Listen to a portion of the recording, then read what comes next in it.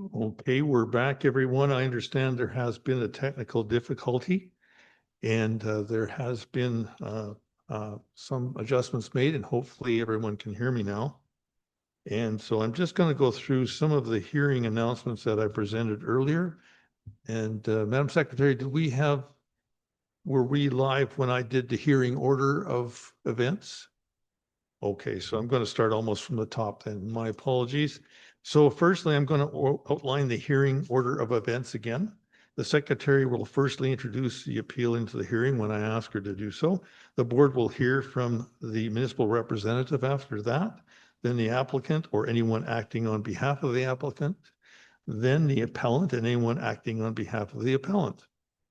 Then anyone else who wishes to support the appeal, or applicants if not the appellant in this particular case. Finally, anyone in opposition to the appeal, in other words, that supports the applicant. Again, some more basic announcements on how we conduct these hearings. The opportunity to support oral and written evidence is available to all parties. Participants are asked to state their name prior to speaking and must use a microphone as the proceedings are being recorded. Again, all comments are to be directed through the chair, and participants are asked to keep comments brief and to the subject at hand. Any comments about anyone or to anyone else will not be permitted, therefore. The municipal representative, applicant, affected parties, and lastly, the appellant in that order will have the opportunity to make closing comments. Notwithstanding, the board members will have the opportunity to ask final questions and seek clarification from any of the presenters if necessary. Lastly, the board will make their decision based upon only the evidence and information received during the hearing. The board is not privy to information that may have been submitted outside of the hearing, and as such, all evidence must be presented today in order for it to be considered when we're making our decision. So, having said all that, I'd like to open the hearing, therefore, and ask again our recording secretary to introduce the appeal into the hearing. Thank you, Mr. Chair. This appeal is against the refusal of a development permit 26D022 for an oversized attached garage and variance to cumulative size of accessory buildings. And the grounds for his appeal were submitted to and reviewed by the board prior to the hearing. Please note, this appeal hearing is being live streamed and will be available for viewing on the county's website upon completion of the hearing. Thank you, Mr. Chairman.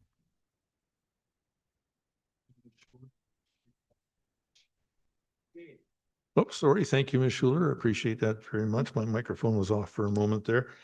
So now we'll move to the first part of our hearing today, and we'll hear from the municipal representative. And Mr. Crowley, is that the correct pronunciation? Would you introduce yourself and present your presentation, please?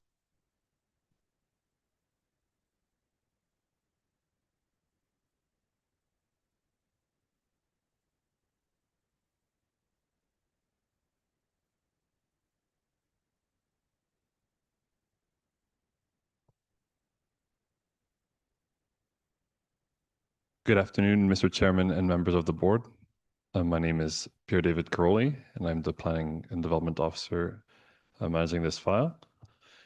The appeal before you today is against the Development Officer's decision for the discretionary refusal of Development Permit 26D022. The application is requesting consideration for an oversized garage and the relaxation of the cumulative size of accessory buildings on existing and proposed structures on the subject parcel. The subject property is an existing 12.01 acre country residential district parcel located approximately 125 meters to the south of Coal Mine Road West, 2.1 kilometers north of Plumbers Road West, and 7 kilometers west of 240th Street West. This property is adjacent to 4 other properties. The request for relaxation of cumulative size of garage and accessory buildings. The accessory buildings within the dotted green circles include a greenhouse, a pool house, a shop, and a carport. The principal dwelling is in dashed blue circle, and the existing and proposed extension to the attached garage, which is not counted in the accessory building count, is within the purple rectangle. The request for a cumulative garage size variance is for the proposed extension of the attached garage and is shown in this close-up. The maximum size permitted for a garage without a development permit is 111.48 square meters. The proposed extension would bring the cumulative garage space to 223.3 square meters. The application is therefore seeking a 111.82 square meters or 100% variance on cumulative garage space for this garage. This variance had previously been approved in 2025, conditional on the removal of the greenhouse and AC unit, indicated with a red X on the site plan, and that the total cumulative accessory building space of 380.9 square meters would be exhausted. However, a recently built carport, circled in green, was revealed during a building and safety code inspection subsequent to the development permit approval in excess of the approved cumulative accessory building size. The subject property is 12.01 acres in size. According to the land use bylaw, section 4.2.1.7a, the maximum accessory buildings permitted is 5 buildings with a cumulative size not exceeding 380.9 square meters. This application is for a total of 4 accessory buildings in addition to the attached garage, with these accessory buildings having a cumulative area of 397.79 square meters. Therefore, this proposal is for an additional 1 accessory building, the 139.29 square meter carport, for an excess of 16.89 square meters or 4.4% of additional size. This request is what would be permitted on a parcel 3 acres larger. However, given the total cumulative size of garage space and accessory building considered together, a total of 621.09 square meters are proposed, which exceeds the total cumulative size of 492.38 square meters by 128.71 square meters or 26%. This application exceeds what we would typically consider. Section 5.65 of the land use bylaw states that the development authority may exercise its variance powers for discretionary use if they determine that the development does not unduly interfere with adjacent lots, is consistent with the rural character of the district, the development has unique factors resulting in unnecessary hardship for the development, and mitigation of adverse effects on adjacent lots are demonstrated. When considering this application, the development authority was not provided sufficient information to determine that these conditions were met.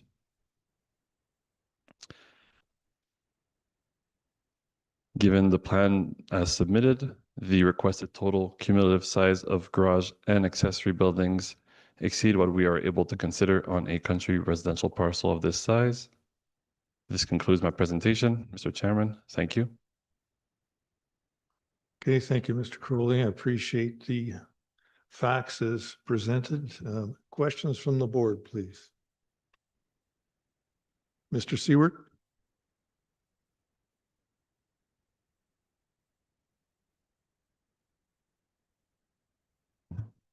There, different button. So in the calculation of accessory building square footage, the attached garage is included in the calculation. Is that correct? Through the chair to the board, the attached or detached garage in any case would not be included within the accessory building calculation. However, in this case, we were making a variance on the size and exhausting the accessory building space through this oversized garage. which we considered as a total cumulative space of both the accessory buildings and the garage space, and found it to go far over the permitted size.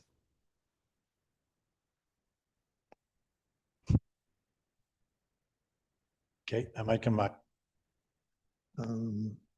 Anyone else on the board with questions? Okay, I'm going to, in that case, chime in on what Mr. Seward was going down. And in our packages, we received information, including in the land use bylaw, about section 9.26, accessory buildings and uses. And in there, 9.26 says, when another building is attached to the principal building on a site by a roof, common wall, or foundation, it's considered to be part of the principal building and therefore not an accessory building. So I think what you were saying, if I heard you correctly, Mr. Crowley, in answer to Mr. Seward's question, was that it was not considered as an accessory building, that larger garage, in the calculations. It was a separate calculation for that. But when you were looking at cumulative, it was considered for cumulative overall. Is that correct? Through the chair to the board, that is correct. Okay. Anyone else on the board with questions? Okay, seeing none, then we'll move on. The next persons to speak would be the applicant or the applicant's agent, please. And what we need you to do is drag that microphone a little closer to you. And I mean very close, drag the whole base right to you so we can clearly hear you, and push the red button with the little face on it. Please introduce yourself and present your presentation, please. Good afternoon. My name is Don McDonald.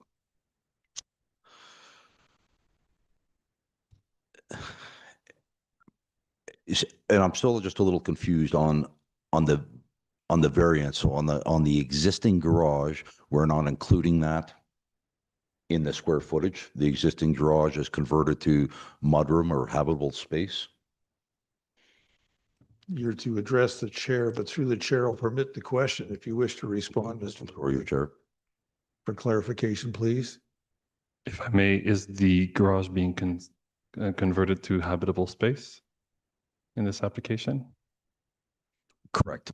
So the existing garage will no longer be a garage. It'll be a mudroom, and there'll be a garage attached to the house. So the garage that is existing currently will be mudroom, and then there'd be a new garage on it. And then from a calculation standpoint, does that still exceed the bylaws? Mr. McDonald, you're presenting new information here. And it's a little difficult for us to have a business meeting with the development officer at this moment in time. So perhaps you can just keep your remarks to what has been presented so far, and then add that on at the end if you need answers from the municipal officer. Would that be all right with you, please?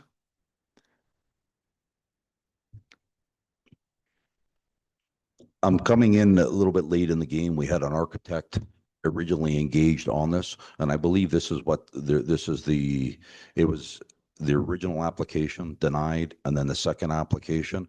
It is my understanding that that information was provided during the second application. Yes, we have 3 applications in front of us with this particular file. One was last spring, another one in fall, and now this particular one is under a different file number. Understood. Okay, I was counting the appeal as part of the second one, but that's correct. 3. Okay, so please respond to the appeal that we're dealing with right now, if you would, please.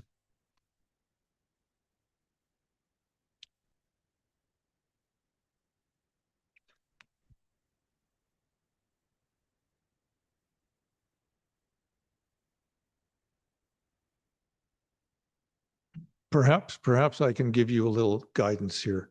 We have what has been presented by the development officer, and you listen to that. So do you have any comments with relation to what he has said is the case before us today? Please get that close to you, sir. So my name is Grant Patterson. I'm the homeowner. Okay, So what we're looking at and what the development officer is cited is that we're extending the existing garage, but that what we're doing is we're putting a new garage on that's more functional for actual vehicles. And the existing garage is now part of the living space of the house, which will be a mudroom as well as accommodating kennels for our dogs. So it has no ability for vehicles to be parked in it. It'll have a double man door, so there'll be no access for vehicles to be put into the garage that was existing on the house. The only garage space that will be attached to the house will be the new garage that is being built. Please continue, sir. And as far as the auxiliary buildings, the greenhouse is being removed. It's just weather permitted to have that taken down. The air conditioner and all the heaters and everything that were attached to the greenhouse have already been taken out. We're just waiting for the weather now, which is now cooperating to be able to be removed. The beds that were in the greenhouse have been removed, and we're in a time where personally my son's getting married on our property. The dismantling of that will take place after the event, and the greenhouse will be removed, and it'll no longer be a auxiliary building.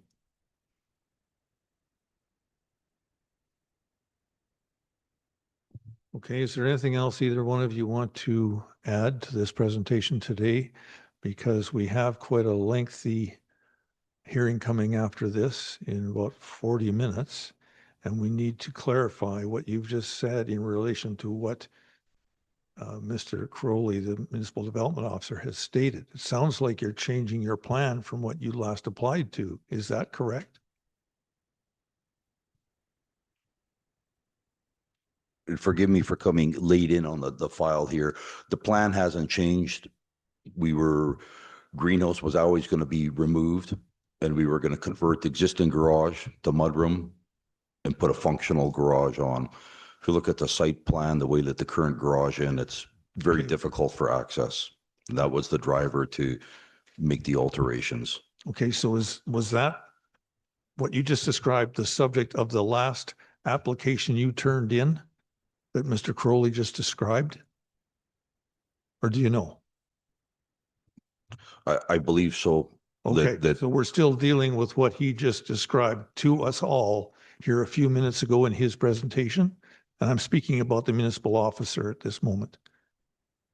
Does that match what you applied for, sir? I believe so.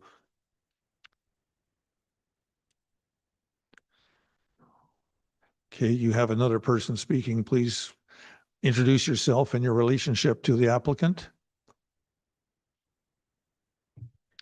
Hi, my name is Megan Brace. I work for McDonald Luxury Homes. So the original applicant or application that we put in does not include what we were just speaking about in terms of changing the existing two habitable space to the home. When speaking with Jacqueline on the phone, she said that I could just bring this information to this meeting instead of presenting it before, which is why I printed off a few copies for you as well.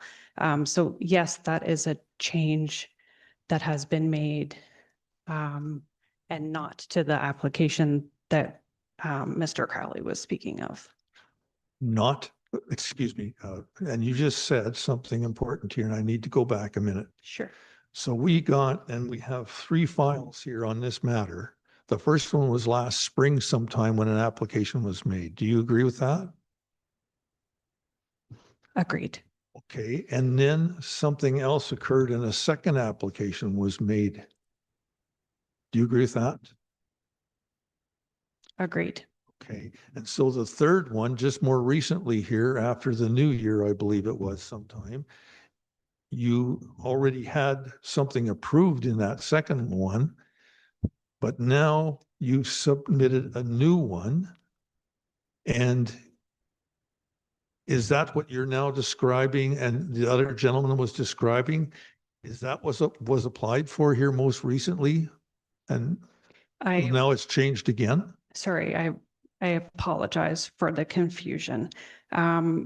The application that Mr. Crowley is speaking of does not have this change.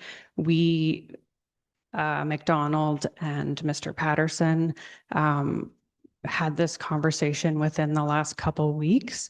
And when we made this change, I had asked Jacqueline if that's something that I needed to provide before the appeal. But she said that I could just bring this new information to this meeting.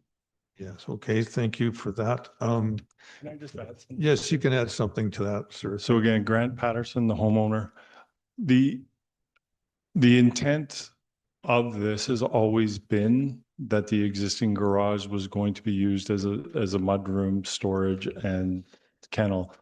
It was, I think where the part was unclear was the access to the existing garage from the new garage was path of least resistance, so to speak. One overhead door was going to be kept in the middle so that it could be accessed from it. But since then, what we've done is we've changed it so that you can now see that there's no physical way of having a motor vehicle or any type of vehicle in the existing garage, and that it was always our intent to be used as part of the living space of the house, and then have the new garage be a new garage. Okay, through the board, just for the board's help here. So are you changing the use of that room and it's no longer going to be a garage? And have the outside dimensions changed? Because this issue that we're dealing with today here is talking about maximum square footage is allowed or not allowed. Correct. Has the footprint changed? Or is it going to be the same sizes that you applied for in this last application? It'll be the same size that we applied for in the last application. Okay. It's just and again, that was, as a homeowner, it was always our intent that the existing garage was going to be used for the purpose of living space in accordance to what, like Okay. mudroom and storage and dog kennels. And it wouldn't be used for cars. 'Cause So you no longer are calling it a garage? the existing garage will no longer be called a garage. Okay, thank So- you. I'm so the just big- going to stop everything right there at this time for a moment, please. Mr. Seward, did you have some questions? Yeah, I just wonder if we could perhaps go over building by building what the intent of each building is. I think would be helpful, and what the future, I guess, is. So the greenhouse is going to be removed. I think we've pinned down that the garage is going to be habitable space. All the other, so I guess I'm just looking at a map of the site.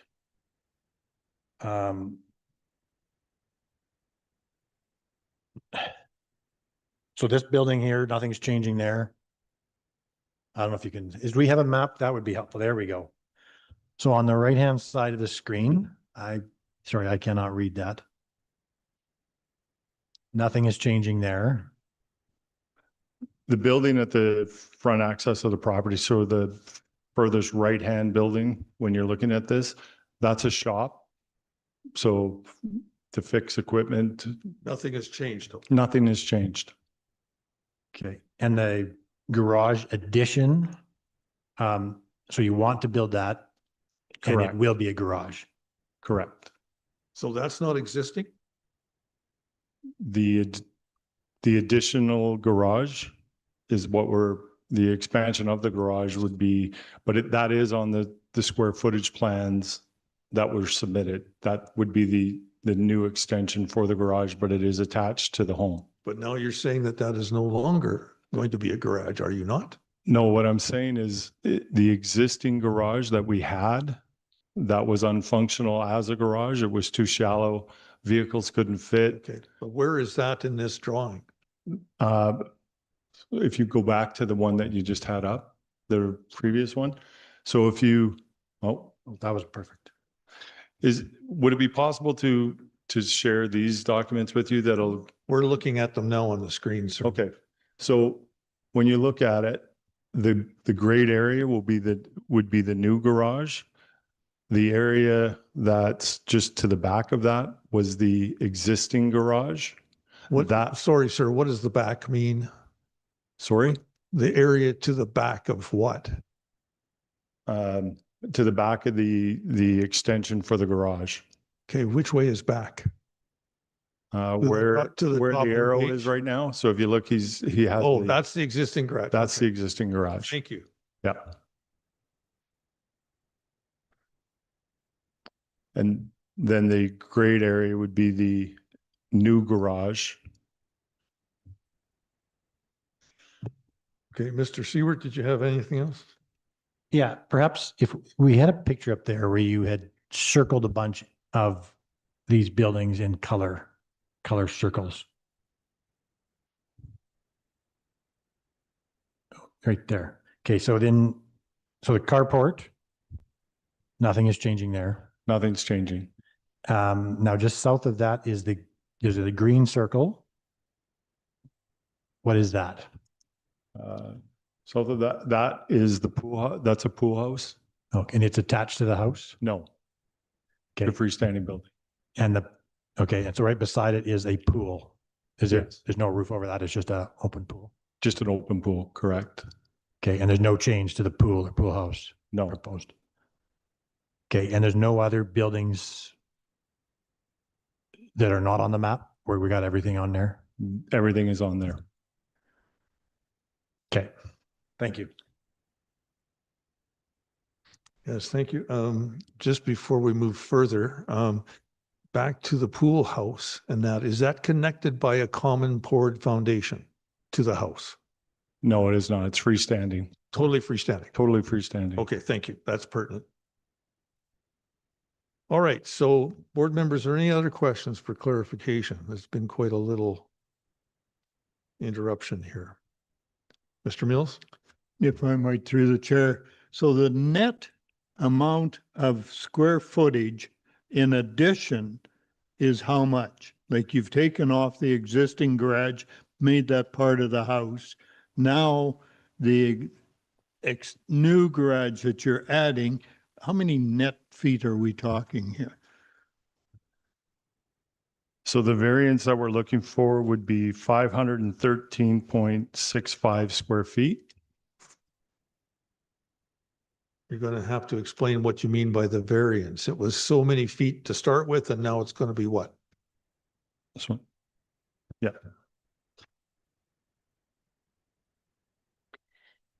Megan Brace speaking. So if we remove the existing attached garage square meters off of the proposed garage addition,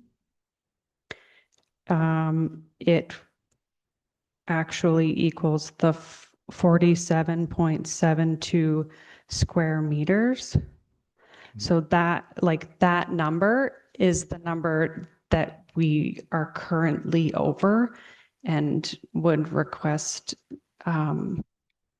possibly a variance from. So how many square feet, if I might, how many square feet are we talking? 407 meets, I think, because most Oh, of our, sorry, in square feet is 513.65. 513 square feet? Yes. Okay. Once we remove the square footage of the existing. Yeah. And convert it to living area. Is that what you're trying to say? Correct. So if I might, so a 3-car garage is only 513 square feet? No, that's the overage that we would be asking for. So The, Okay. the square footage is 1713.61. Okay, thank you. You're welcome. Just for the board and for those listening, this meeting has morphed into what we call hearing anew, where we have new information as compared to what was applied for, which is allowed, but it causes great confusion. So having said that, getting back to where we're at, do you have anything else to add at this moment before we hear from anyone else that wishes to speak to this matter?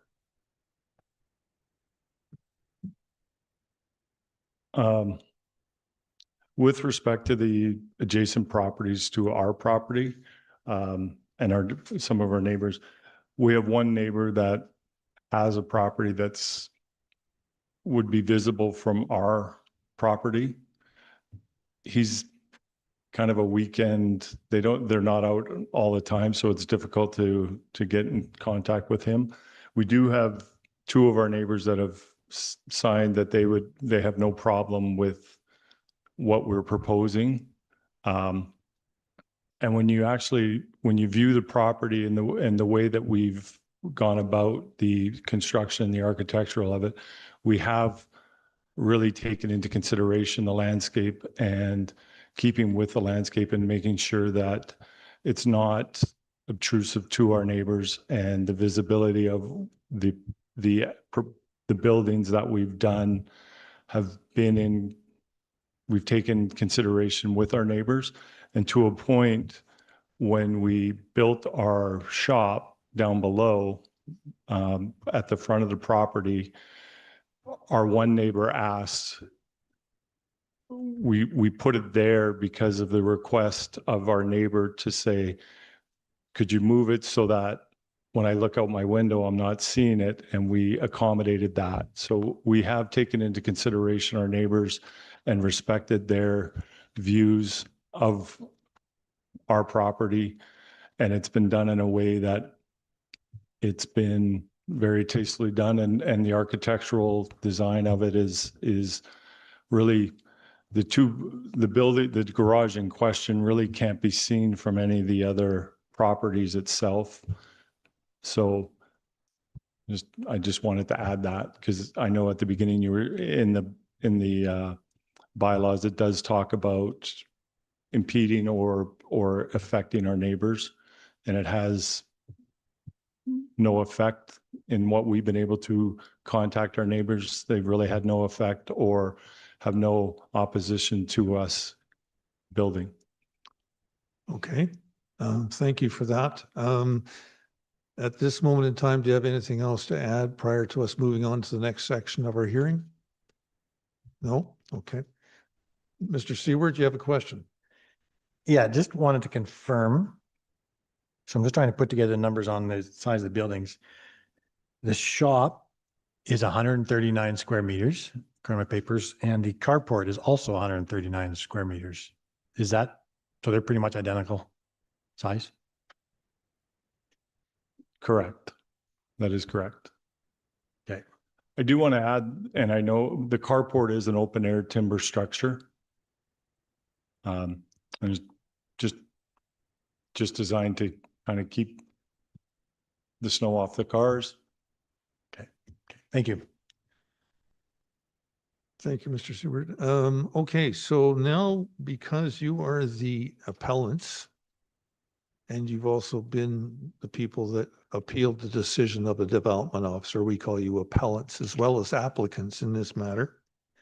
So we know that normally we would call on anyone else as in support of your appeal. I gather all of those people are here. And just to the secretary, is there anyone else that was planned to speak that had registered for this? Please? No. Okay, thank you very much. So then we're going to move on to anyone. Normally we would ask for someone that would be in opposition to your appeal. So we don't have anyone in attendance or online for that either. So we can move along here now and go to concluding remarks. And I'm glad that we have perhaps another 20 minutes to get through this. So I'd like to go back now if we could. Oh, Mr. Seward, did you have a question? No. I'd like to go back and ask our municipal representative about this new change under the rules of hearing anew and what you learned from the applicant now and the changes he made. Do you have any remarks about all of that, please? Through the chair to the board. So the decision was initially made where the oversized garage was to eat essentially into the accessory building space allotment. In this case, if I understand correctly, it'd be 17. Excuse me, Mr. Crowley, can you speak closer to the microphone? Sorry, do you hear me better now? Right, yeah. If I understand correctly, with the reduction of the garage size, it would be 1,700 square feet and 13. Okay. It would still be in excess of the allowed cumulative size, but when considering both accessory buildings and garage space, it would be of only 13% instead of 26. And that is my only comment on the subject. Okay, thank you for that. Board members, any questions with respect to those last comments? Mr. Seward, again, he was first, I'm afraid. Mr. McDonald? So 13% over. So you would have the variance ability to approve that. I would, yes. Okay. So if we were to refuse this, they could still get what they need. If the board were to refuse this, they could just reapply. Okay, maybe this is a dumb way to go. I'll just finish the thought. If the board were to refuse it, they could reapply and you could exercise the variance ability and approve it. Yes, in both cases, this is a reduction in the size. It is still over what is permitted, but is in the range of the discretionary decisions we can make. Okay, thank you. Thank you, Mr. Crowley and Mr. Seward, for clarifying something. Mr. McDonald? Yes, Get close. through the chairman. Your calculation of 13% or thereabouts, does that include the greenhouse removal? Through the chair to the board, yes, it does. Okay. Okay, thank you, Mr. McDonald. So at this moment in time, what we've got is now, I believe, new information that has been now provided in this hearing a new situation that we're having where applicants are allowed to change from what they'd applied for in their appeal and modify, which is normally something that does occur sometimes. So we're just trying to thread this one together carefully. So now we would go back to you. Any closing comments you have as the applicants or the appellants, in fact, in this case? Because you're appealing the last decision of a development officer. You've provided new information here, which is granted in these kinds of proceedings. And so therefore, do you have anything beyond what you already said to add? And I caution you, we need accurate information here on these measurements and all this kind of thing. So if we make a decision, our decision will reflect the right information. The only thing I would add is that with the acceptable variance, and again, looking at the property and how much time and effort we've put into making sure that we're within the landscape and not obstructing our neighbors. We've been very careful and diligent about the planning process of it. And we feel like it's not impeding our neighbors at all. Anything else? No? Okay, thank you. So now we'll move back to asking if there's any other final questions the board members may have with respect to anyone here. Or do any of the people that participated have questions of the others? I don't see anybody saying anything, and I don't see any board members saying anything. I would just like to go back to Mr. Coroli, if I may, therefore. As a development officer, in our packages, you had supplied to the board members possible conditions that might be utilized if the board was to perhaps consider of approval of this matter. Now we have the challenge of new information since you presented that as to the board in the package. Would there be some amendments that you would be probably going to suggest in that? And if so, now is probably the best time to do so, or is it a little bit tough for you to do that at this time, Mr. Crowley? And board members, that's on our pages 54 to 56. 54 to 56.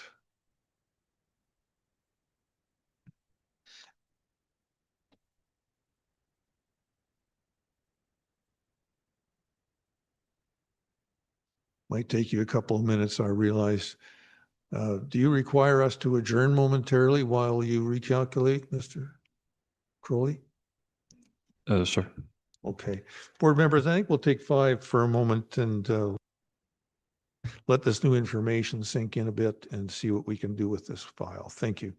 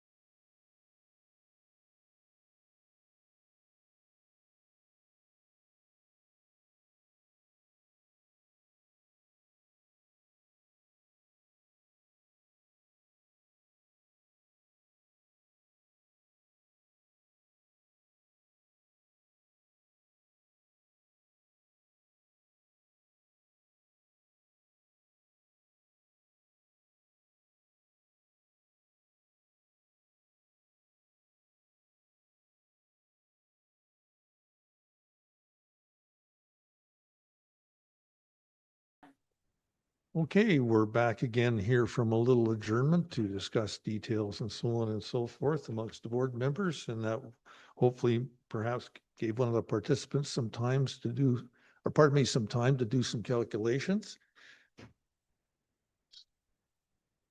Excuse me, we've just had a new attendee. Are you here for this hearing already? Oh, yeah, would you mind going back out of the office? Thank you. Sorry, we had an interruption in the room.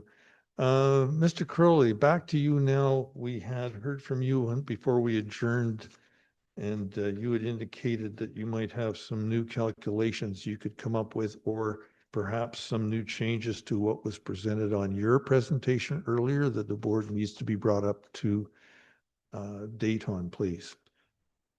Through the chair to the board. So essentially, the modification that would need to be made for an approval. Do you hear me? Sorry, I'm not speaking very loud today. Yeah.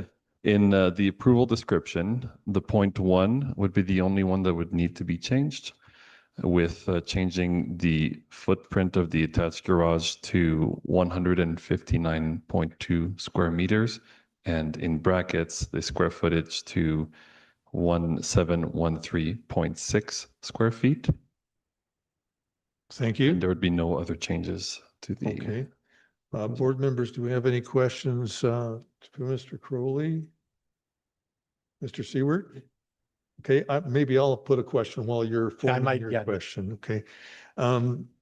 You had indicated in these possible conditions, Ms. Crowley, that there was also a requirement in a pre-release condition where the applicant would be required to submit a refundable compliance deposit. Would that still be kept in place then? And number 2, you had put in, and I think this was based on the response from Public Works Department for a stability analysis. And you'd set a date only 30 days from now to hire an engineer and all of that. I'm just from experience thinking that might be a little tight. Did you consider that in your time limit that you had set in that recommendation? That's like 16 working days. As through the chair of the board, that is a short delay. We could. I can't hear you. That is quite a short delay for that. We could add a longer delay, maybe All a right. couple months. Okay, the board will decide about that. Mr. Seward, back to you. Did you have a question? I got it answered, so thank you. Okay. Any other board members have any questions for all the presenters? Okay, seeing none, I'm going to call an end to the hearing and close it. And I would just like to advise you that a written decision will be completed and mailed in approximately 15 days. And it will contain what we decided to do and how we dealt with this. And the board will make a decision probably later today on this. And it's not official what we decide until you receive it in writing. So for all of the time we've spent here, I think we've done a great job on trying to get the information we could. Thank you all for coming and participating. And with that, I'll close the hearing and we will be stopping the live stream broadcast. Thank you for coming.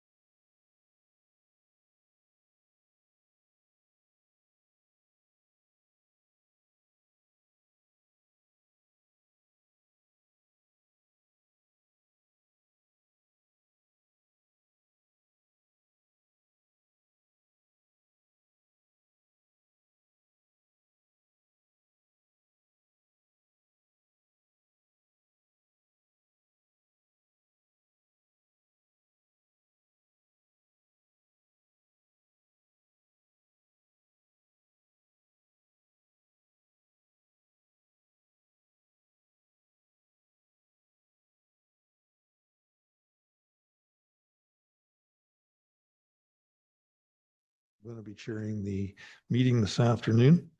And before we get started, I'd just like to ask our secretary, Ms. Michaud, to introduce the board members, please.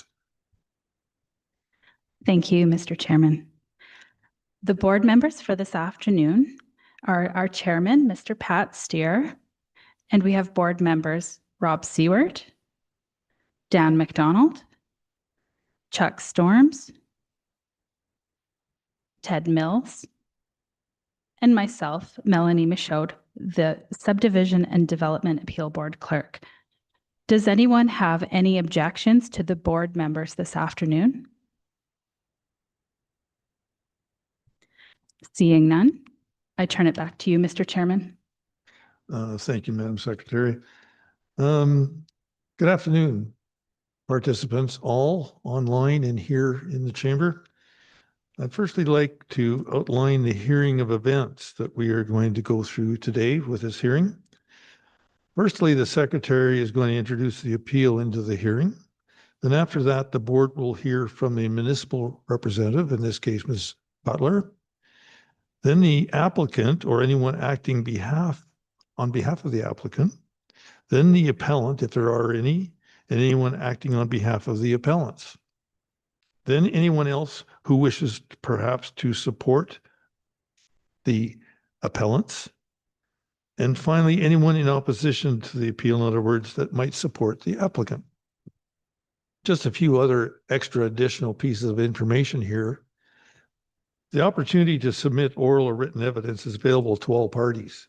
Participants are asked to state their name prior to speaking and must use the microphone as the proceedings are being recorded. And by the way, while we're on that topic, when it's your turn to speak, pull the microphone directly towards you, hit the little button where it shows the face speaking there, and make sure you're close to the microphone. Otherwise, we won't be able to hear you very well. The next thing I need to say is that all comments are to be directed through the chair. Participants are asked to keep their comments brief as possible and to the subject at hand. Any comments about anyone or to anyone else will not be permitted. The municipal representative, applicants, affected parties, and lastly, the appellant in that order will have the opportunity to make closing comments after all the presentations are heard. Notwithstanding that, though, board members will have the opportunity to ask final questions and seek clarification from any of the presenters if necessary. The board will make their decision based only upon the evidence and information received during the hearing.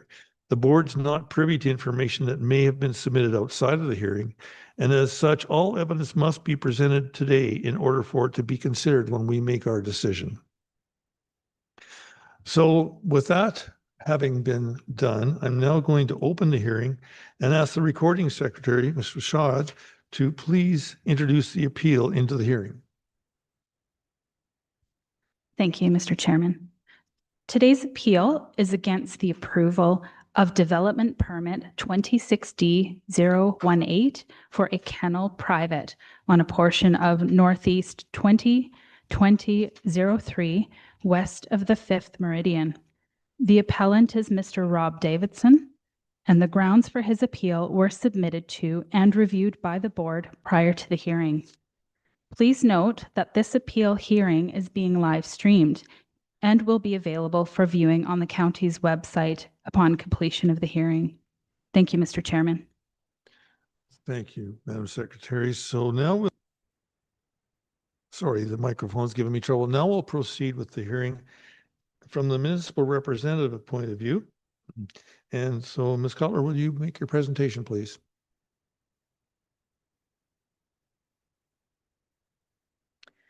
Thank you. Good afternoon, Mr. Chairman and members of the board.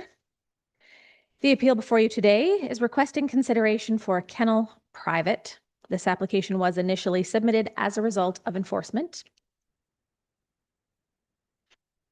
The subject 149.04 acre agricultural property is located in the southeast at the intersection of 264th Street and 370th Avenue West, a little more than 3 miles south of Highway 549. The land use bylaw states that any lot containing a dwelling can keep up to 3 dogs at any one time. The application was submitted requesting 4 dogs on the subject parcel. This requires approval as a kennel private, as defined in the land use bylaw, meaning keeping of 4 or more adult dogs on a property that are owned by the resident of the dwelling located on the same property. Very brief history on this file. This file began in 2020 with a complaint about too many dogs on the property. This development permit was approved and appealed. The appeal board upheld the decision with revised conditions. The approval was granted for a period of 12 months only. Subsequent permits have been approved on a temporary basis since then to the present. This property is nearly a full quarter section that is an active alpaca farm. The dogs are working dogs acting as guardians for the alpaca. The landowner has installed continuous page wire fencing with electric fencing above. This action was undertaken to ensure that the alpacas are safe, but equally to ensure that the dogs, alpaca, and wildlife stay on their respective sides of the fence. The landowner has recently added an additional gate at the property line. This gate has additional page wire fencing attached to the bottom of the fence to ensure that the dogs cannot get out. And this is in addition to the original gate at the home site, which has also been additionally closed up to ensure that the dogs aren't able to squeeze through the gap. The 4 dogs on the property, as mentioned, are working dogs as tools for the alpaca farm. Policy number 3 of the agricultural section of the municipal development plan states that agricultural uses and industries that support agriculture should be encouraged, and non-agricultural uses should only be permitted on lands where they are to have minimal impact on agricultural resources. Also in the agricultural section of the MDP, Objective 4 states supporting existing agricultural operations and the right to farm. This phrase is defined as the provincial legislation which protects farmers and ranchers from nuisance law claims. This concludes my presentation. Thank you, Mr. Chair and Board. Okay, thank you, Ms. Cotler, for your presentation. You included a couple of things that didn't seem to be in my package originally in terms of this being an enforcement matter and the details on the previous development permit that was granted. While I've got the microphone here, I'm going to take my power and ask you, can you just tell me when that last permit was in place? And it was only for a 12 months period, was it again? The original appeal, we don't typically do temporary permits, but the appeal hearing in 2020 had the conditions revised to be a temporary permit. And that permit was then continued on a temporary basis by the subsequent development permits. And the last one, pardon me,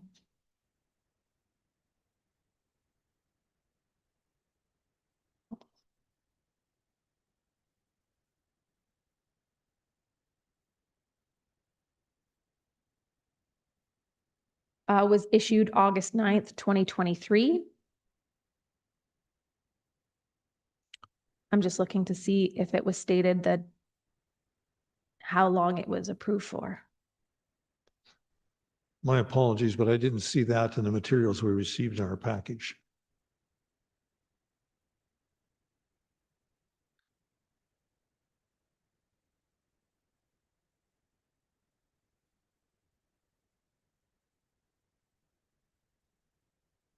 So the 2023 permit was issued for 12 months. So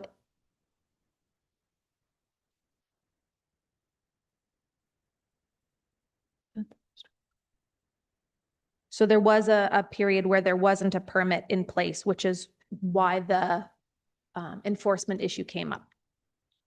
Okay, thank you for that extra information. I much appreciate your patience with me on that one. Board members, I'm sorry to intrude on your opportunities. Questions from the board? Looks like Mr. Seward had his hand up that I could see. Yes, thank you. Through the chair to planning officer. So you spoke about a couple of things there. So you talked about, you shared some stuff from the land use bylaw. Now the right to farm piece that you shared, that was not the land use bylaw, that was the MDP, is that correct?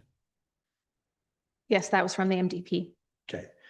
Sorry to put you on the spot. Now, there's something in my head in terms of the or coming out of the responsible dog ownership bylaw that gives an exemption to certain pieces if the dogs are being kept according to best management practices or something like that. Don't suppose you have that handy and know what I'm talking about. I don't have it on hand because it didn't specifically speak to the number of dogs. So I didn't exempt them from having more than 3 on the parcel. Okay, thank you. Any other board member questions? Mr. Mills, I see you making the motions. Thank you, Mr. Chair. So in your evaluation, did you actually look at the dogs and qualify the ages of which those dogs were? Yes, I did ask. I have the names and breeds and ages of all of the dogs. And then on a site visit, I did visit with them. Okay, thank you.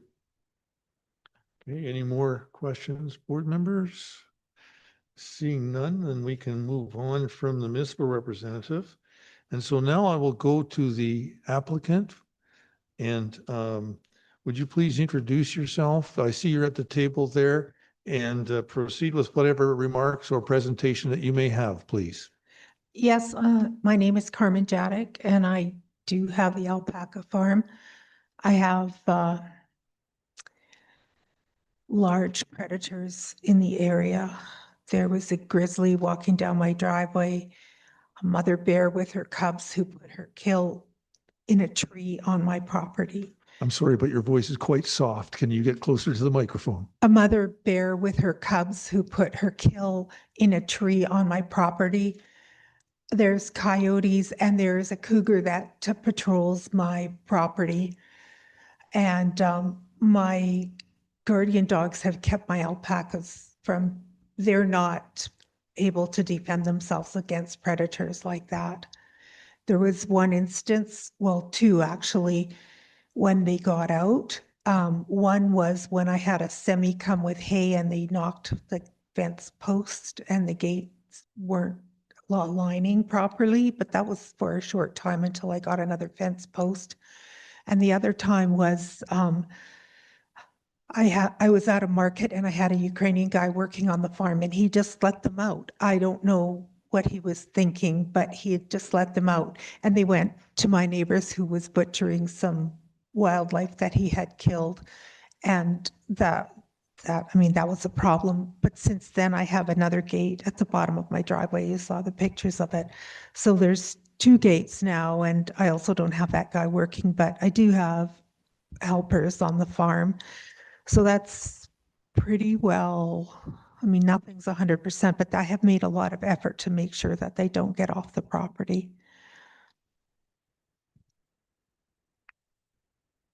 Sorry, anything else you wish to add at this moment? There's probably going to be some questions from the board members, but for your first Yeah, remarks, I that's think it. that's, Okay, thank you for that.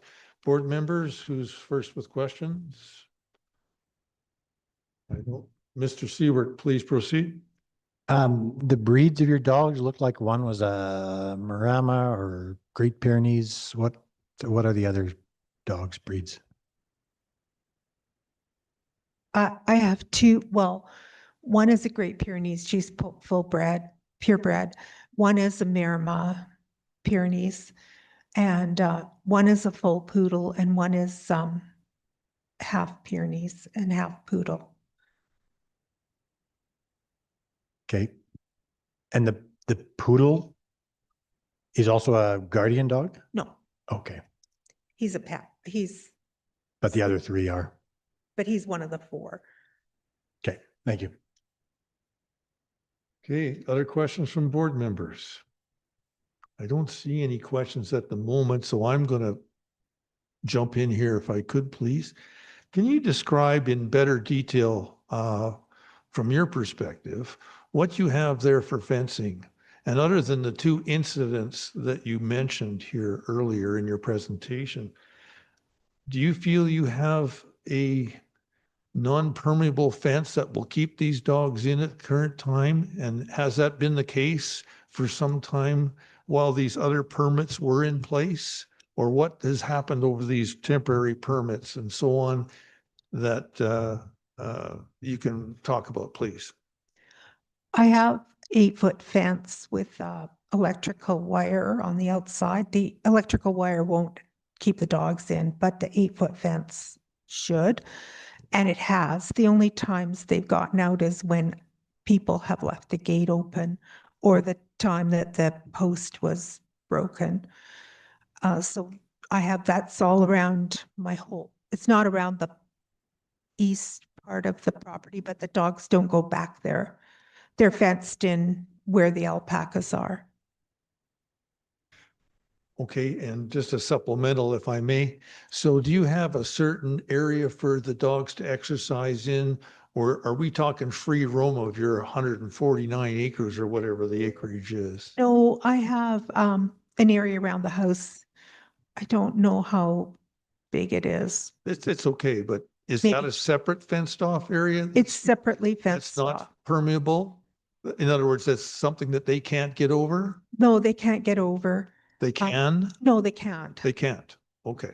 They can go, and I do let them go down into the pasture Outside of that area is it down outside in the area pasture? when the alpacas are there. Okay, so then there is two sets of fencing, sounds like. Yeah. You've got a pen where there's 8-foot fencing again for the smaller area and then 8 foot on your perimeter, is Yeah. that correct? Yeah. Okay. Anything else in regards to, are they kept in a shelter of some sort in the winter? You bring them in the house? They sleep in the house at night, and Nancy, she has it's an enclosed area under my porch that I fill with straw. She doesn't stay in the house a lot. Okay. All right. So when these animals then with your alpacas and in these other areas you just described, they are free to roam at will in either of those two areas when you put them into those two areas. Is that correct? Yeah. Okay. Thank you. Board members? No? Okay. So now we're going to move into the next phase of this hearing, and we're going to hear from the appellants. And I believe we have someone here, and I'm not just sure your identity, sir. You're up at the mic already. Can I get you to turn the mic on?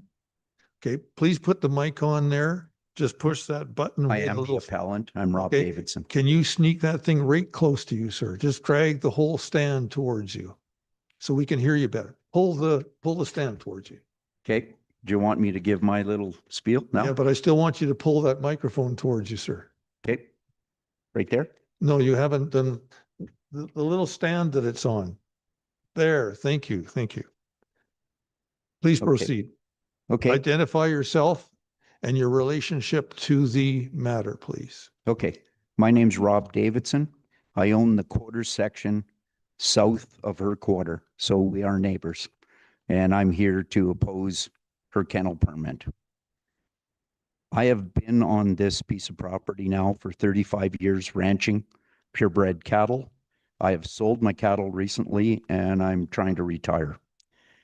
First of all, I'm an animal lover, wildlife lover, and a dog lover. Over the years, my property has been a migratory path for elk and deer, and every spring for 15 to 20 years, I had a dozen or so cow elk that would calf their calves out on my property. On the edge, there's a forested area. And since the landowner to the north has lived there with their dogs, they never come anymore. So it's definitely interfered with the wildlife migration and them having a breeding area or a calving area on my property. I've had, let me just get where I am here.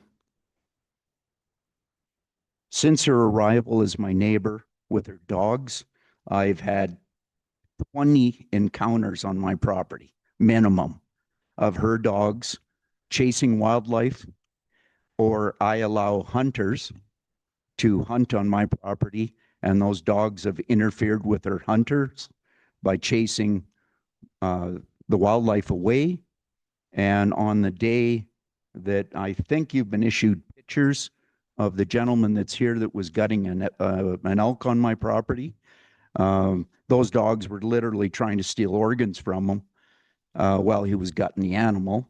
And the hunters that hunt on my place do not leave any, the offals out of the animal. They bag them up in a bag and take them away, because I have dogs and I don't need the coyotes or neighbors' dogs having a reason to come and eat on my property. So they carry all the, the guts away. Okay. So 3 or 4 times I've taken pictures of them on my property, which I think were submitted. And on several times I was threatening to shoot them because they were chasing the wildlife, and not just chasing them for fun, chasing them right across my quarter, from her quarter or wherever, into the subsequent quarters south. And it's very aggravating because the wildlife don't like to come back. Another one of the conditions on here that gets me is these dogs are supposed to be in from 9 till 7 in the morning. I'm a very light sleeper, and sometimes I get up in the night and I go step outside just to cool down and then go back to bed.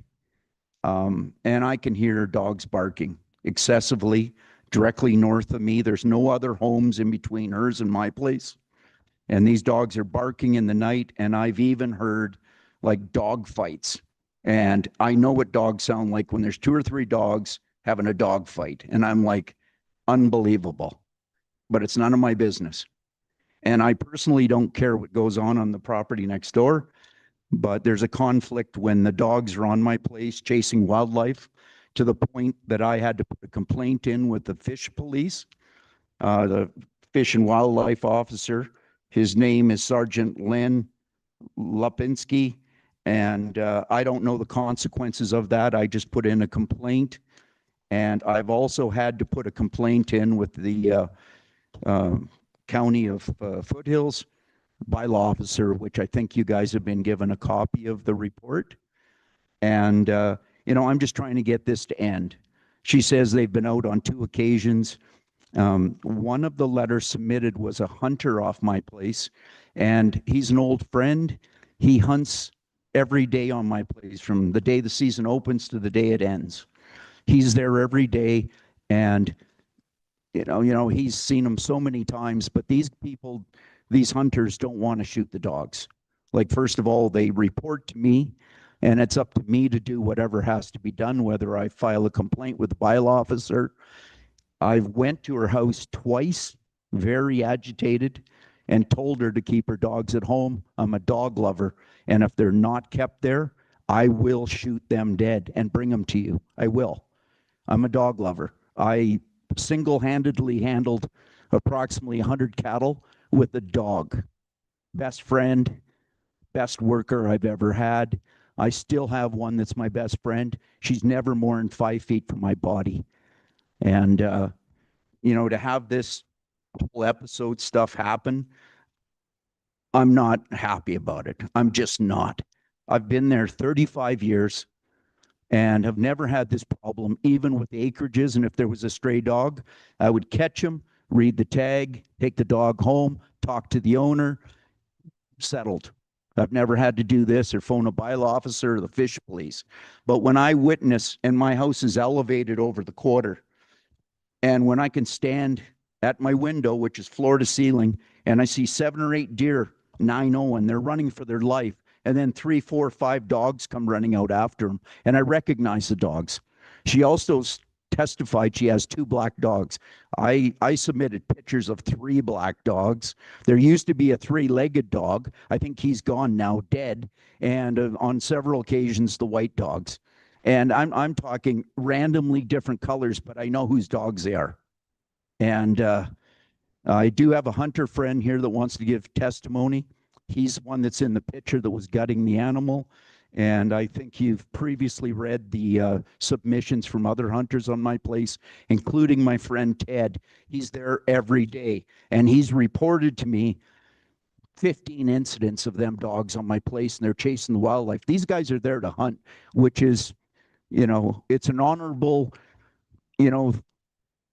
thing that happens in rural areas. And, to have these animals chasing the animals before they given a chance to hunt, it's not right. And this is my property, not hers. So I've talked to her about it. Of course, I said that already. And that's the end of my testimony. Thank you very much for your time. Thank you, Mr. Davidson. I appreciate your situation and I appreciate what you've said. We have some board members here that may have a question or two for you. If you please bet. remain there. Mr. Seward, I saw you flagging me. Go ahead. Thank you. I guess I was asking Ms. Jadek earlier about the breed of her dogs. Some of these guardian dogs, Great Pyrenees, Maremma, they sleep a little during the day and bark all night. That's kind of one of, particularly I think the Great Pyrenees, that's their method of guardianship is their loud bark all night long. Okay. I guess like how often do you hear the barking? Is it? I'm hard of hearing. Sorry. I'm just having a little trouble. I'm just trying to read your lips a little better there. Oh, okay. Yeah. You hear barking like quite a lot or just once in a while? The last 2 weeks, 3 weeks, this 21-day appeal time. I kind of thought she'd be on her best behavior with these dogs. I've heard them barking on 2 incidents in the last 2 weeks in the middle of the night when I woke up for other reasons, but I walked the house, step outside, take a look about, try to get my mind back on to going back to sleep. And there's dogs barking to the north, directly north. And there's nothing between her place and mine, our residence. Okay. So where do you live again from the property? Directly south on the quarter next door. It's the same. I'm on the southeast quarter and she's on the northeast quarter. Okay.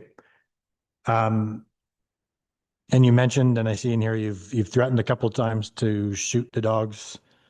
Now they're on your property.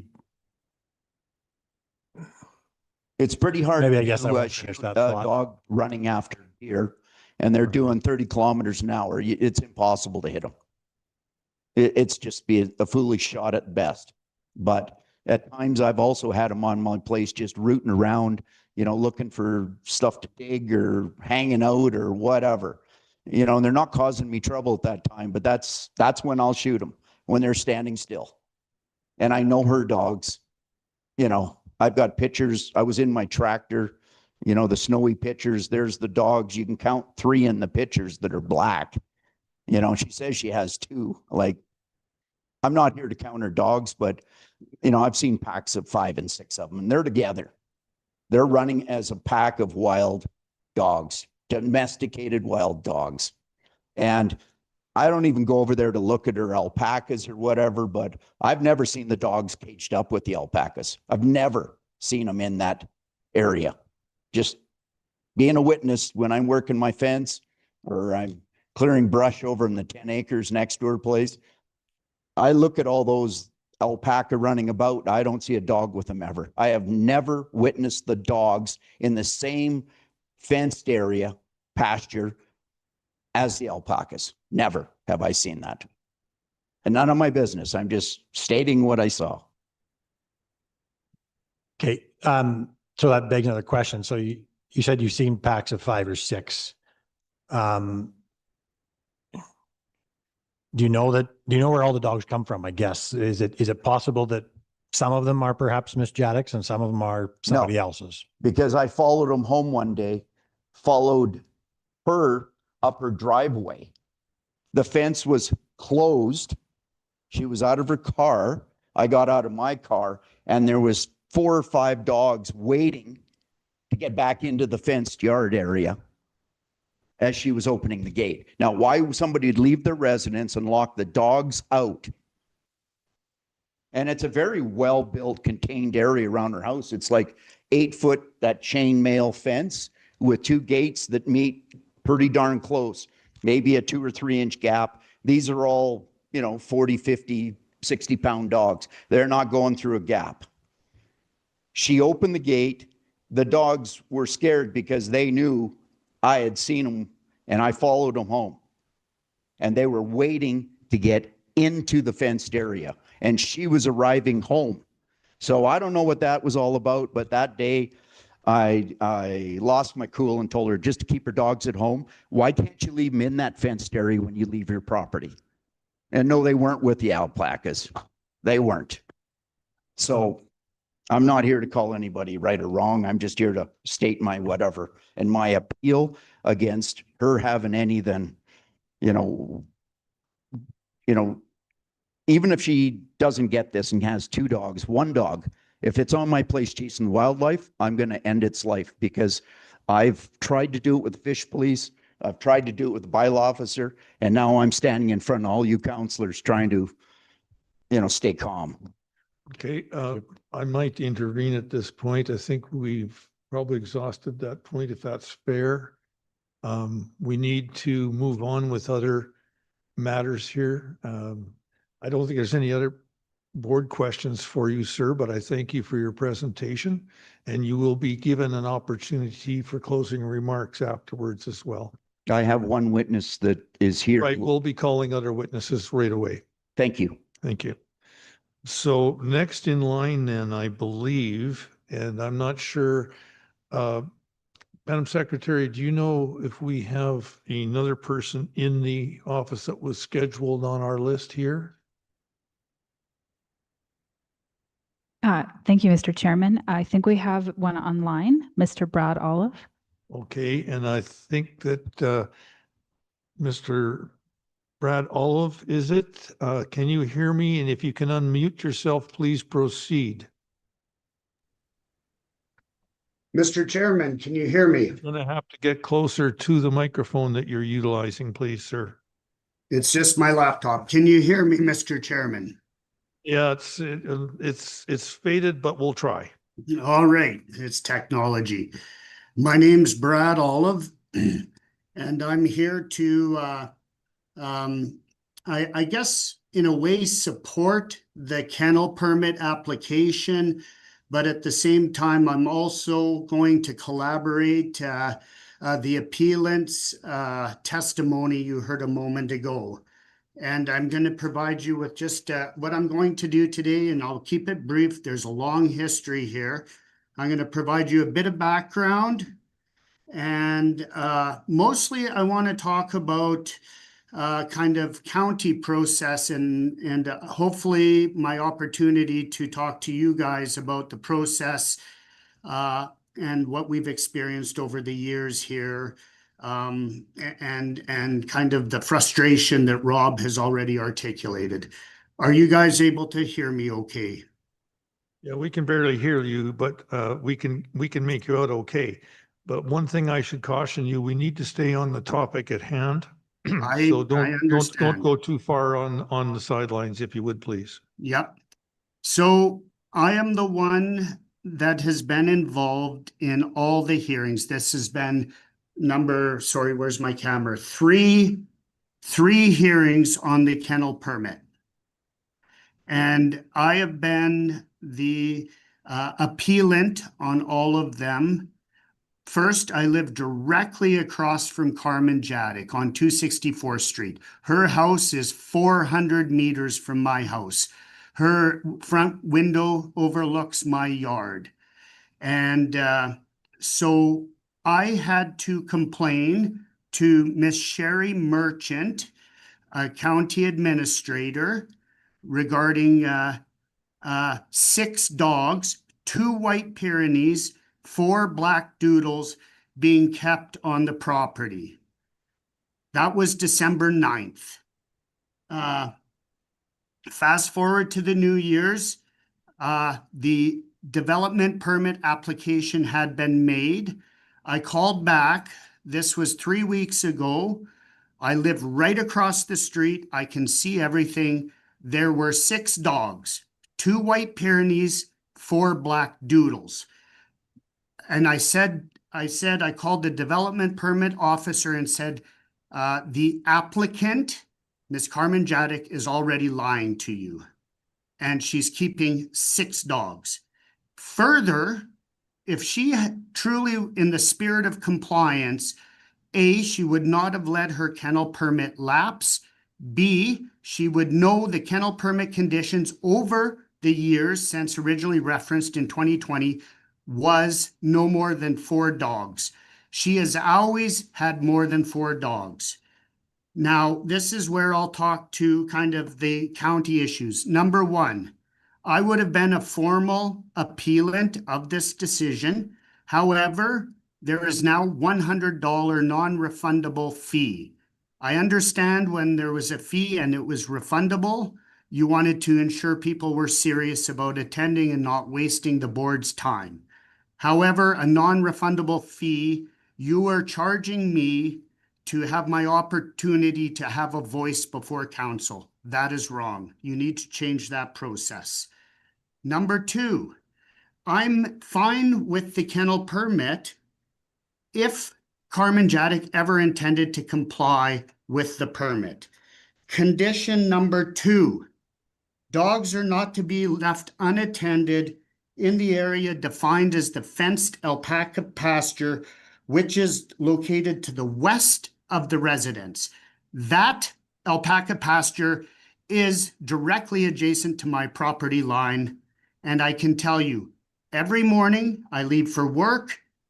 If I walk my kids down to the school bus, the dogs are unattended down there and they bark incessantly.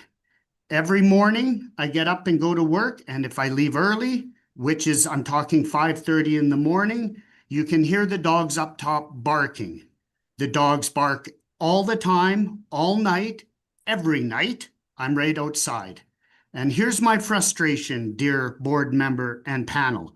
I have complained for 10 years. I've complained under the responsible dog ownership bylaw. By the way, the board member that asked, that's section 14, and that's about incessant barking and noise. I filled out records of disturbance form. Part B of that section says I should have my day of court. That has never happened, and I've filed many complaints over the years. I could FOIP it for you guys, but you guys have this on your file. Number 2, number of dogs on the property without a kennel permit, 3. That is in your land use bylaw. She's had always 5 or more, way more than the kennel permits. What I am suggesting is she has never tried to comply with the spirit of the permit conditions. So if the permit is upheld, there's no compliance. The county is unable to enforce their rules. They're great at approving permits, but they cannot enforce their rules. I've got 10 years of experience of this, and this is my question to the board. What are you going to do to ensure whatever you approve, or so if you approve this permit, how are you going to enforce the conditions without me going to all this work and I never got anywhere over 10 years? And B, if you decide to overturn the kennel permit, how are you going to enforce the removal of 3 dogs? There is 6 to get them to 3. And so my questions are more for the council, because the applicant has no intention of complying with any of these permit conditions. On the surface, I am completely happy with the permit. Conditions 2 and 3 are the ones I'm interested in. They offer me an adequate level of protection, and I would be completely supportive of it. What I do ask her to be, and at the beginning, your administrator made some comments, the right to agriculture. Also, there is a right to peaceful enjoyment of your property. 2, this is about respect for your neighbors. My son, who's about to testify next, he is registered, is going to account for his experience with this. He's had numerous sleepless nights. He's a student. It's interfered with his academics. Carmen, all she cares about is those alpacas. And when her barn burnt down, I was the only neighbor to go up and see if she was okay. I never got a thank you. And by the way, there was 6 goddamn dogs up there when I tried to rescue her alpacas from her burning barn. Carmen, you're welcome. I came up there, even despite all of this. And so With that, in summary, every day I walk past those dogs with no alpacas in that west field, permit condition number 2. They're always down there barking.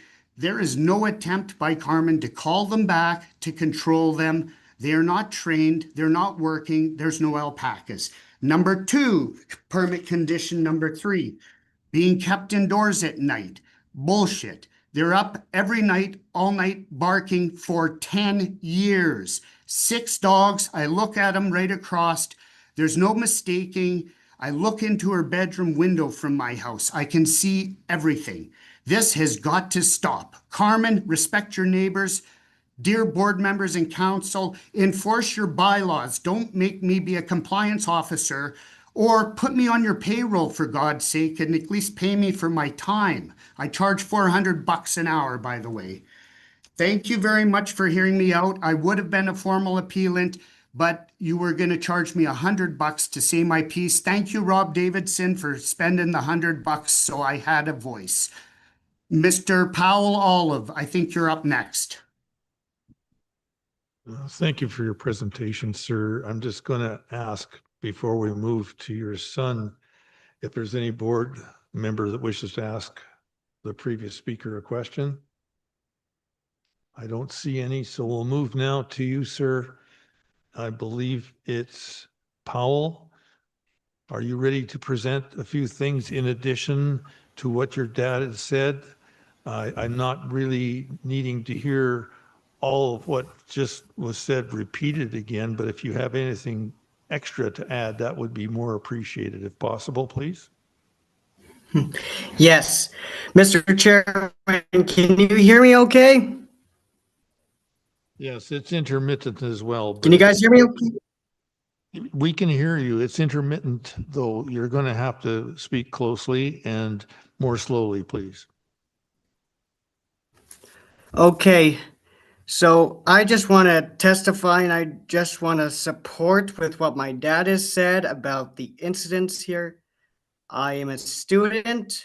I go to Oilfields High School, and I can say there are no alpacas in the field when the dogs come down.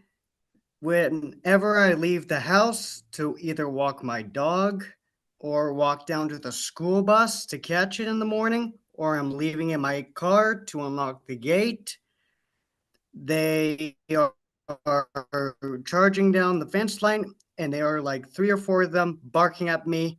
There's no effort to control them whatsoever. And there has been multiple instances in the middle of the night that I've heard them barking. It has woken me up. And I am tired of this. I just would like to enjoy my neighborhood, peace and quiet. They're not guarding anything right now. There are no alpacas in the field whatsoever. And it's just messing with me. I'm getting upset too. I don't want to lash out in anger. I want to keep my cool here. I don't want to create conflict, but I just wish that, Carmen, if you would just please keep them inside, it just make it easier for me to just be less on edge, and I'd be getting better sleeps at night, so I could just, just relax. And that's pretty much what I got to say tonight. Thank you. Okay, thank you for your presentation, Paul. Much appreciated. I'm just going to ask board members if they have any questions for you as well. I don't see any questions at this moment, so please stand by, and we'll carry on with the next appellant or someone that wants to speak against this application as an appellant. Please state your name when you get to the microphone and your location or your interest in this matter, please. Hi, my name is Ian Bagent. I'm a local resident in the area. Mr. Davidson allows me to hunt on his property over the last 10 years or so. It's a beautiful piece of property because the elk and the deer are constantly traveling through that area. And over the last 3 to 4 years, we've been noticing for sure that the numbers have been down and the patterns have been changing for some reason. But also we've all been noticing, all of us hunters that hunt in there seems to be 3 or 4 dogs that are constantly running through the property. They are the 2 Pyrenees dogs and the 3 black dogs. I've personally encountered those dogs at least on 4 to 5 over the last 4 to 5 years, and I personally have gone around to the ladies, the alpaca farm, to try to resolve the conflict and try to come up with a reasonable way of looking after this problem. I'm a dog lover myself. I have a dog on my own place, but it stays on my farm, as most of the neighbors' dogs do. But for some reason, these dogs are constantly being allowed off of their property. They're interfering with the wildlife. They're interfering with hunts. Just last year, I was fortunate enough to harvest a bull elk. And as soon as the animals were coming over the hill from the north end of Rob's property, it seemed to me that they were fleeing for some reason and fleeing straight at me. It wasn't until after I had harvested a bull and it was on the ground that I saw what was pushing these animals along. And it was 3 black dogs that I've seen on the property many times before, from the lady's property to the north, the alpaca farm to the north. This is my first meeting meeting the alpaca lady farm, but I have been to her place on at least 4 or 5 different times over the last 4 to 5 years about her dogs being on Rob's property and chasing elk or chasing deer. When we're out hunting, we go out sometimes very early in the morning and you sit there and you wait for the animals to come through. And then all of a sudden they come busting through. And you wonder why they're busting through. And then you see 4 dogs chasing them. And they're always the same 4 dogs. The Pyrenees and the black poodles or Bouviers or whatever they are. Very large guard dogs. Last year, after I did harvest my bull and it hit the ground, I was challenged, physically challenged, by the large dog standing no farther than from here to Mr. McDonald away from me, snarling, gnashing its teeth at me, challenging me for that bull. It came that close to being shot last year. It turned at just the right time and left. I had a bullet in the gun cocked. It's very hard to shoot someone else's dog. It's hard to shoot any dog. I don't want to shoot anybody's dog, but I'm certainly going to practice self-defense if I'm ever in that situation again, where there's a snarling dog not more than 20 feet away from me, snarling at me, challenging me for an animal that I've just harvested. Can't really blame the dog. When there's a pack of 3 or 4 that are running, they may be setting off instincts in each other. I'm not sure what goes on in a dog's head when there's 4 of them chasing a herd of animals. And then all of a sudden one drops and the smell of blood permeating the air. I'm not sure what it does to a dog. But when they were standing there snarling at me the way they were, my hair was standing up on my back. I felt threatened. I really, truly, honestly felt threatened by that dog, especially the one at the front. If I don't really have a problem with people having kennels if they're going to look after their dogs and keep them on their property. I have a beautiful dog. I keep it on my property. She doesn't disturb my neighbors. There will not be a complaint in this office over the 15 years that I've had my dog of it going off property and disturbing my neighbors. But I have, over the last 4 to 5 years, have attempted to go to this property to try to solve the problem with their dogs coming over. And each and every time, she refuses to come to discuss it. Okay. That's my testimony. I personally have seen the dogs there at least 4 or 5 years. And this last year, I was challenged over my kill for the kill by one of her dogs. It's Okay. got to stop. That's all. And is unfortunately, Rob might be right. The way to stop it may be to destroy the dogs. I'm not sure. Okay, Mr. Batchett, if I may, you're starting to repeat a few points. Yeah, yeah. Is that the gist of what we? That's just Okay. it's scary, and somebody's got to control the Okay, dogs. we do have other speakers, so thank you for your presentation. Okay. Board members, any questions for this speaker? Okay, thank you for your presentation. Thank you, gentlemen. Next, we have another person in the audience there. You don't wish to speak? Okay. Is there another person online, Madam Secretary, that we're waiting to hear from? No, I don't think there is. Thank you. Okay, very well. So now in the process of these hearings, we now go to the next phase. And we just heard from those in support of the appeal. Do we have anyone is in support of the applicant? Other than the applicant themselves, online or otherwise? I don't see anyone. So that being the case, we'll next go to the closing. Mr. Sorry? Chairman, Brad Olive here. I Yes. am in support of that kennel permit if she is willing to comply with the conditions of the permit. Okay, Mr. Butt, we've already heard your remarks about that. We're moving to the closing comments now. So I'll call you up here in a couple of minutes when it's your turn. Back to the municipal representative now, please. Ms. Kotler, do you have anything to add in relation to what has been said or anything you want to add to your initial presentation for clarification? I have nothing further. Thank you. Okay, board members, anything they wish to ask the development officer? No? Okay. Ms. Jadek, back to you now. You have some time to have closing remarks. Please try to be brief if you can, but I realize there's been a lot said today, so please proceed. You'll have to turn the mic on, please, and get close to it. Okay, the alpacas are not in the pasture when there's no grass. And so therefore they're not in the pasture now. But when they are in the pasture, the dogs will be down there. What else? They can't have been bothering Mr. Olive for 10 years because I haven't lived there for 10 years.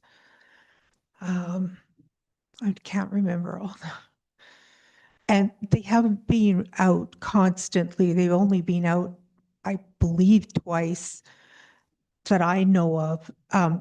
Like I said, I do have helpers on the farm and I'm not always there every single minute, but now I have the 2 sets of gates, so that shouldn't be a problem. My goal is to keep them contained. I think that's all I have to say.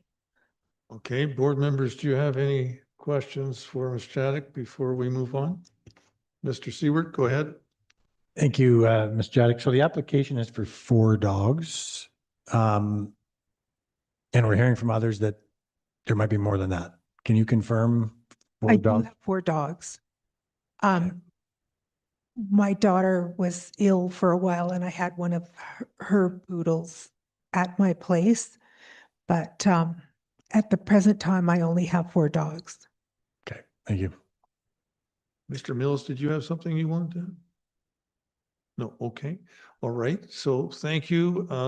We'll now move on to anyone else that has anything that they wish to add as concluding remarks. Mr. Powell, I think you were wishing to, or pardon me, Mr. Olive, my apologies. I think you wished to add something, did you?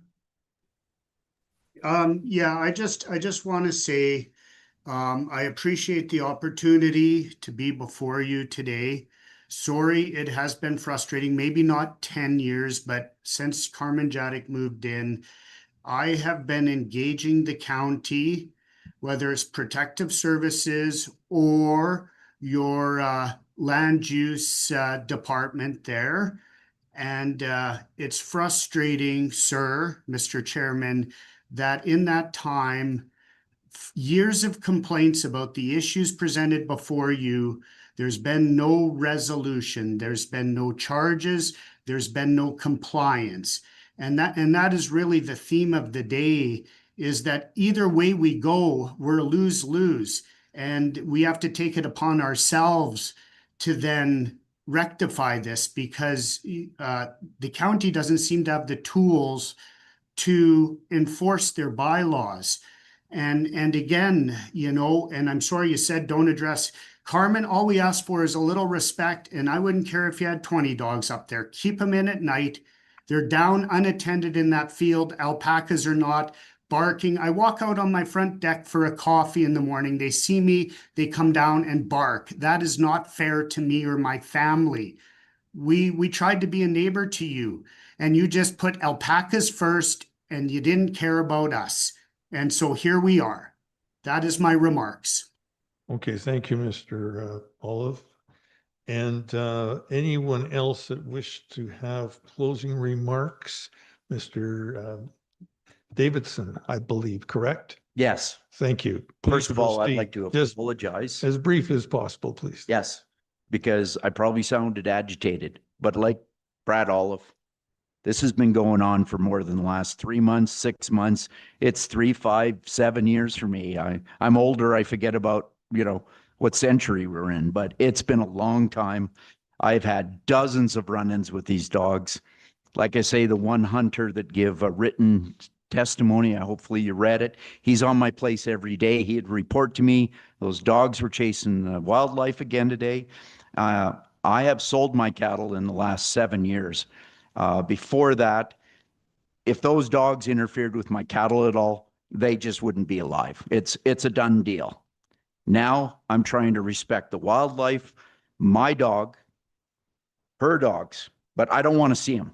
I don't want to hear them. And this restrictive number 2 or whatever, 9 till 7 in the morning, that's abused every night. I don't very often go stand outside in the middle of the night trying to relax so I can go back to sleep, possibly. And then to hear a dog fight, that's distressing to me. A dog fight. She doesn't even wake up when there's a dog fight outside her window. And I don't care if she had 20 dogs. If they stayed at home, cool. I know people that abuse the number thing on acreages. Their dogs are great. They sleep in the house. They go outside. They greet me when I visit them.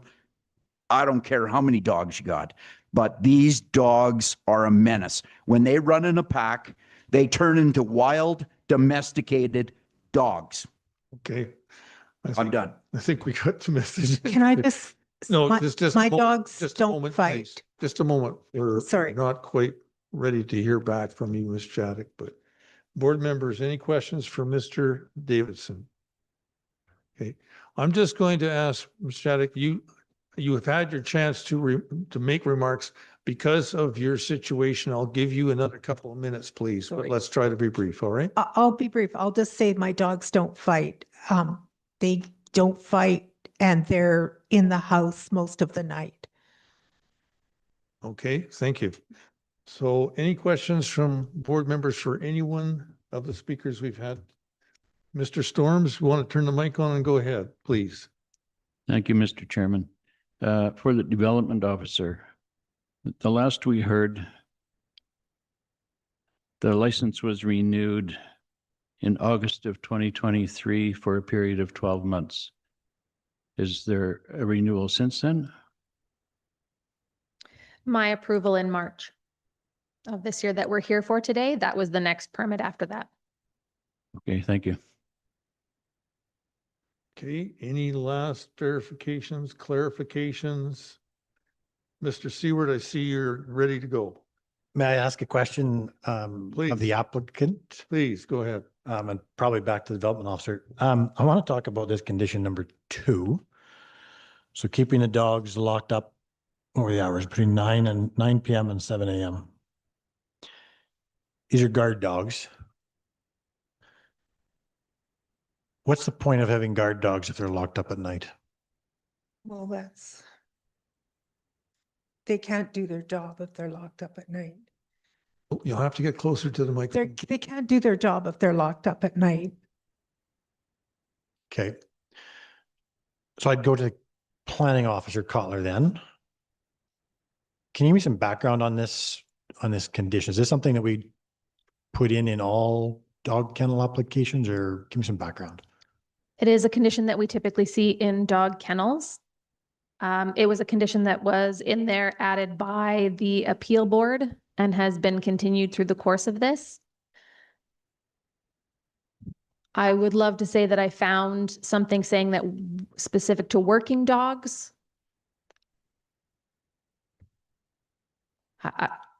Can I just, That's all I have. Thank can you. I just say something really quick? Excuse me, I'm the chairman, Ms. Chaddock. To me, Oh, okay. Can Yeah. I just say something really quick? before you start saying something, Okay. we're not done with this conversation, Oh, okay? sorry. It's to do with this conversation. Okay, but just a moment. Yeah, I think I was done. Were you Thanks. done? Yeah. Okay, my apologies. Now, please. My neighbors have a video cam and they're on the 5 acres on the corner of my quarter, and they see a cougar once a week at 5 a.m. walk by on their video cam. And I did let Nancy out the back in the daytime, and she did stop that cougar from coming. But Okay, it would have been probably safer if she had been able to be out at night. but was she within the fenced perimeter of your property? Well, she was in the part by my house. Is that within one of the fenced perimeters? Yeah, that's the Okay. inner part, but I let her out the forested Oh. east side.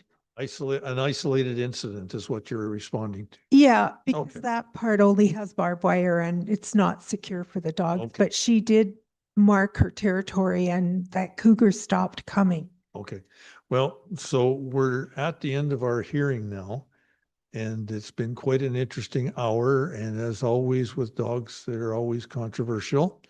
I want to thank everybody for participating and your patience and understanding. Our board is not a board that has to do with the enforcement side of this operation, but we work with the application for the permit and the rules and conditions that have been set and may also be amended after we do our deliberations. So thank you all for participating and your patience and for coming online today.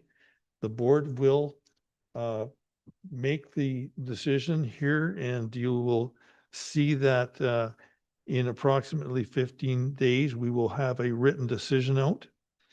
And that decision won't be official until it's received in writing.